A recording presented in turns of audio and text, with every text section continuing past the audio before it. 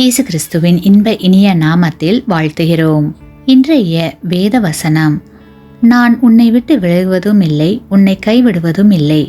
எபிரேயர் 13 அதிகாரம் 5 வசனம்.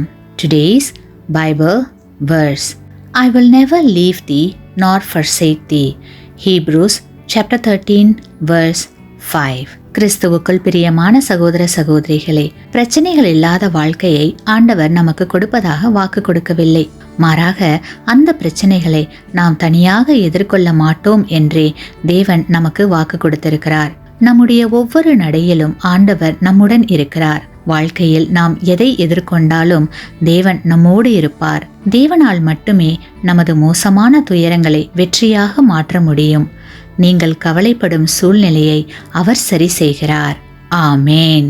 நீங்கள் பெற்ற இந்த ஆசீர்வாதத்தை மற்றவர்களோடு பகிர்ந்து கொள்ளுங்கள்.